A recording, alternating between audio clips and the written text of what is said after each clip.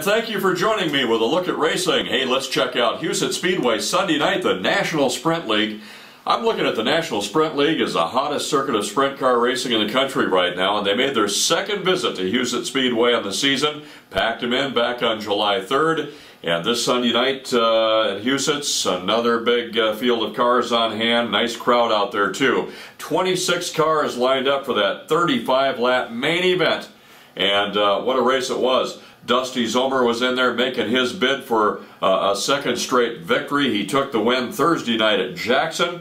And Dusty Zomer, the point leader at Huset Speedway. You had Danny Lasowski in there in the hunt as well. Ian Madsen, but the man that appeared to just be stalking the field, he was running in second, Mark Dobmeier out of Grand Forks, North Dakota, waiting to make his move, and he did it. He got the car out front, went on to take his second win in the National Sprint League this year. He won earlier down at Park Jefferson. Now he racks one up at Huset Speedway. This is Dobmeier's 60th victory at Huset Speedway. Number 2 on the all-time win list. Terry McCarl up there pushing that 100 mark. Dobmeier, the 5-time champion, winning the NSL race Sunday night. Dusty Zomer in the 82 car was trying to regain that lead, settled for second. Lasowski was making his move on a couple late race restarts in turn 2, diving low, trying to get around Zomer. Zomer would overpower him. Lasowski finished in third, the National Sprint League point leader.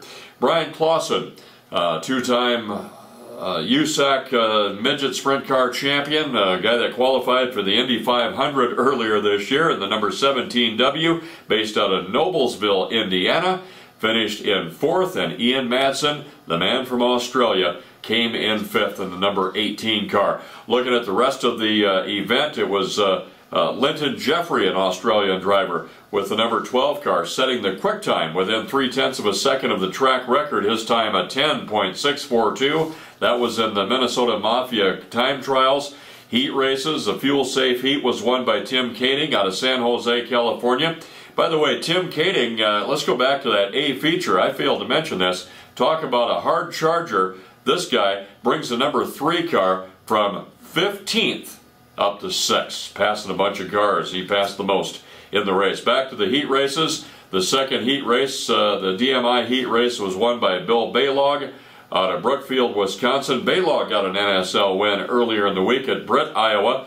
And Terry McCarl, he's got a couple NSL wins, and winningest driver in the history of Huset Speedway, won the third heat race, the Kading Performance heat race.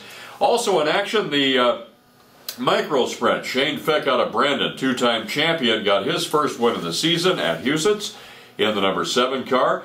And other support classes, the Bulties Roll-Off Service Street Stocks, Corey Yai out of Sioux Falls, led laps 1 through 6. He lost the lead on lap 7. He regained it on lap 12 and led through the end, lap number 15, and took the double checkered flag. Corey Yai with number 64 taking his first win of the year at Huset Speedway. In the hobby stocks, an exciting night, a night to remember for young Shane Mueller out of Garrettson, South Dakota. His first ever win anywhere came Sunday night in the number 14S in the hobby stocks.